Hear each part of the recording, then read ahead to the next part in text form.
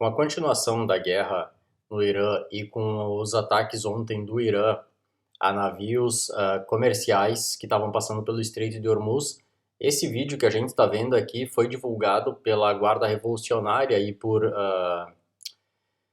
estações de TV iranianas, onde mostra a operação deles tomando então os navios de container que estavam cruzando pelo Estreito de Hormuz sem autorização e que foram levados para a costa iraniana.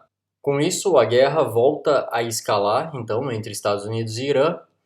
As negociações que estavam previstas, que o Trump tinha anunciado que iriam ocorrer, ainda não tem uma data prevista. O Paquistão está pressionando para que não sejam retomados os ataques contra o Irã, para que eles aguardem, enfim, uma nova proposta iraniana para tentar acabar com a guerra.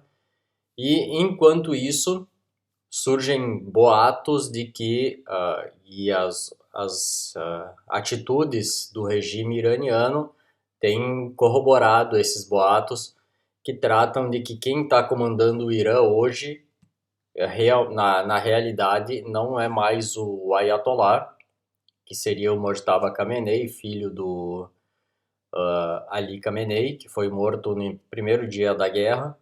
Então ele supostamente estaria comandando o Irã no papel, mas de fato quem está comandando o Irã hoje é a Guarda Revolucionária e eles são muito mais radicais e são muito mais difíceis de conseguir manipular e conseguir algum acordo, enfim, porque eles têm exatamente esse propósito que é o que eles estão colocando em prática agora, que é manter essa guerra com os Estados Unidos, enfim, a resistência contra o imperialismo, vou botar uma aspas aí, mas o objetivo deles é justamente esse. E é o que eles estão fazendo, estão fechando o Estreito de Hormuz, pressionando o comércio internacional, pressionando os países vizinhos, enfim, estrangulam o comércio de petróleo, de mercadorias, e isso pode gerar uma crise. Óbvio que agora com o cessar-fogo está um pouquinho mais tranquilo para os países do Oriente Médio, mas durante a guerra isso causou um problema muito sério para esses países vizinhos do Irã, no Oriente Médio, que tem muitas bases norte-americanas e etc. Com isso, os Estados Unidos, que já tinham abordado um navio petroleiro iraniano, eles abordaram um novo navio, tomaram conta de um outro navio iraniano que estava próximo ao Estreito de Hormuz, para tentar estrangular exatamente a principal fonte de comércio iraniana, que é, obviamente, o petróleo. O Irã confirmou também um outro detalhe que já tinha sido falado a respeito da dificuldade de liberar o Estreito de Hormuz. É justamente por causa deste detalhe aqui que eles ressaltam que o Irã tem drones navais e tem lanchas rápidas, enfim, eles têm formas de bloquear o Estreito de Hormuz e esses drones e lanchas estão escondidos em cavernas, em algumas ilhas, enfim, ali na região de Hormuz, o que torna muito mais difícil a eliminação desses perigos e também combater eles.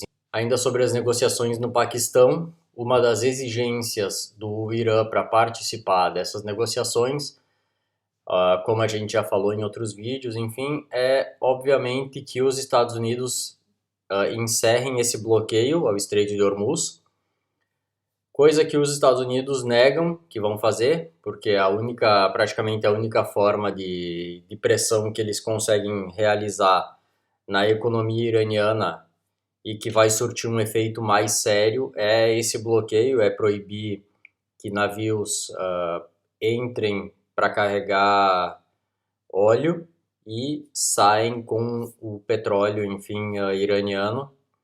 Então essa é a fonte mais eficiente, muito mais do que os ataques que eles estavam realizando, que eles fizeram por 45 dias praticamente. Esse fato de fechar o estreito para para navios iranianos gera muito mais efeito na economia e no Estado iraniano de modo geral do que o que eles estavam fazendo anteriormente.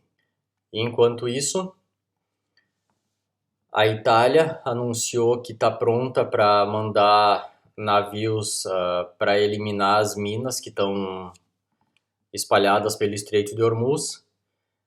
O Trump e a Europa estão numa briga séria, porque desde o início, quando o Trump pediu ajuda, a Europa se recusou, porque eles têm que ser contrários aos pedidos do Trump. E agora, então, eles estão se disponibilizando depois de uma reunião que foi realizada na França na semana passada. A Europa concordou em mandar alguma ajuda, porém, como tudo na Europa de modo geral, mas nesse caso que a gente está falando na Itália, no caso, que eles concordaram em mandar esses navios, tudo precisa ainda de uma aprovação do Congresso. Então, isso é o que gera todo esse problema europeu. A Europa é uma merda nesse sentido, porque eles ainda precisam de uma aprovação do Congresso Europeu, do Parlamento, no caso, para poder enviar essa ajuda ao Estreito de Hormuz. Então, isso, a Europa acabou eliminando o gás russo quando começou a guerra na Ucrânia. Ficou dependente de outras fontes de energia, como Estados Unidos, obviamente, como o Catar, que é um grande produtor e fornecedor de gás. E, por sorte, uma das sortes da Europa é que agora está começando o verão aqui e isso não gera tanto problema. Mas se fosse no inverno, a Europa estaria realmente com um problema muito sério devido à escassez de gás que está acontecendo agora, aumento dos preços e tudo mais. Então, agora eles estão, depois do Trump, por várias ocasiões, ter dito que a OTAN ofereceu ajuda e que ele estava recusando essa ajuda, agora então eles estão novamente se disponibilizando. E vamos ver qual vai ser a reação do Trump quanto a isso, ou se isso é só mais um discurso da Europa para querer parecer bonzinho no noticiário, enfim, para manter uma imagem bonita internacionalmente, mas chega na hora de realizar ações concretas e eles nunca fazem nada, nunca saem do papel. Então, talvez a Europa...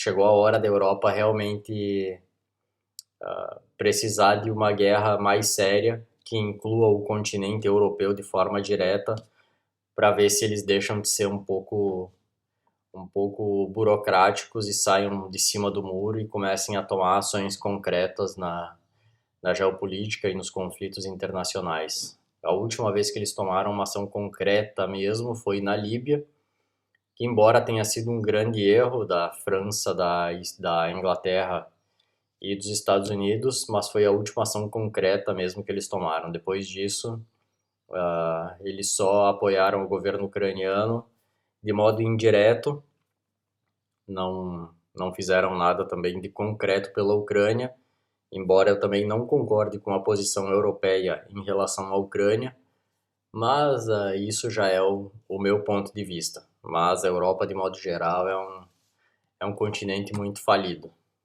Está sempre dependendo de alguém. Enquanto isso, um outro detalhe, a Lufthansa, para demonstrar aqui mais um pouco da fraqueza europeia, a Lufthansa cancelou mais de 20 mil voos devido à guerra no Irã e à escassez de combustível. Então, isso eu já falei várias vezes em vários outros vídeos, que a Europa estava à beira de um colapso energético e empresas aéreas já estão anunciando isso. A Ryanair também, que é a principal empresa aqui na Europa, que realiza voos low cost por toda a Europa, já anunciou também que tem combustível até maio. Depois disso, eles não sabem o que vão fazer, não sabem qual vai ser a realidade, se vai chegar algum outro petroleiro trazendo querosene de aviação. Enfim, não sabemos como vai ficar a situação da Europa na realidade quanto aos voos também. E uma outra informação a respeito do Irã é que o filho do antigo Shah que foi deposto quando o Ayatollah, no caso, tomou o poder em 79, o Reza Pahlavi, ele, no início da Revolução, ele contava com o apoio europeu e norte-americano para derrubar, obviamente, o regime e voltar ao governo no Irã. Mas agora o apoio dele, tanto na Europa quanto norte-americano, já caiu bastante. Então ele ainda está tentando se manter em cena, mas mesmo o governo alemão se recusou a encontrar com ele foi hoje ainda, o governo se recusou a encontrar com ele.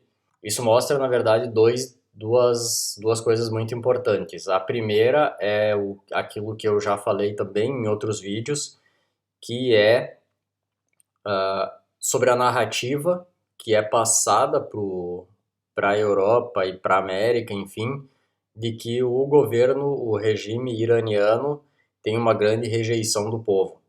A gente não tem uma noção exata de como é o apoio do regime iraniano. Provavelmente, eu sinceramente acredito que o regime tenha muito mais apoio do que aquilo que é passado nas emissoras de TV, enfim, nas mídias internacionais, porque desde o início dessa guerra, os Estados Unidos esperavam, no caso, que eles atacassem pontos do regime, pontos do governo, da Guarda Revolucionária, e que o povo fizesse o resto do trabalho, de ir para as ruas e tomar as cidades e tomar o poder no país. Mas não foi isso que aconteceu. Então isso, na minha opinião, mostra que realmente o regime iraniano, tanto os ayatollahs quanto a Guarda Revolucionária, estão muito bem apoiados pelo povo.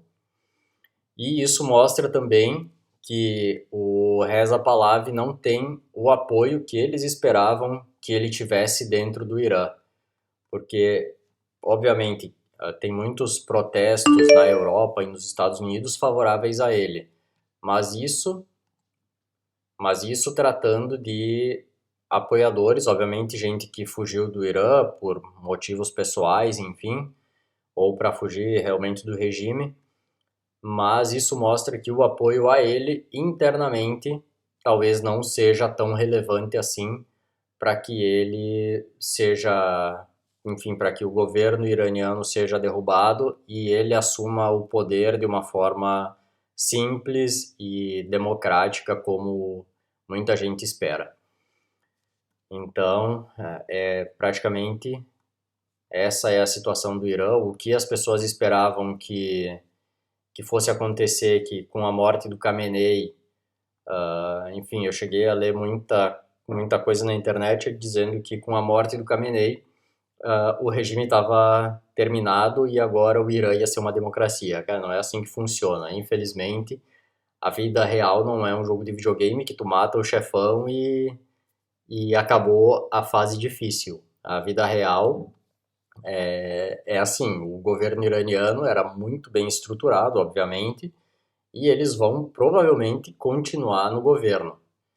Se a Guarda Revolucionária realmente tá mandando de forma, enfim, se eles assumiram o controle do país e botaram o Ayatollah para escanteio, então isso traz uma situação muito mais séria do que já estava antes. Isso significa uma radicalização ainda maior do governo iraniano. Então, agora vamos ver se eles vão realmente apresentar uma proposta de cessar-fogo para o Paquistão, enfim, para tentar ser negociado, ou se eles vão continuar tentando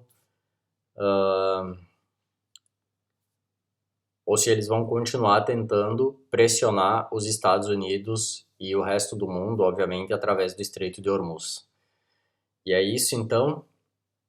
Muito obrigado por ter assistido o vídeo. Se tu assistiu até aqui, se inscreve no canal, curte o vídeo, isso é muito importante para a nossa continuidade aqui e para que o YouTube entenda também que o conteúdo é interessante e possa entregar para mais pessoas.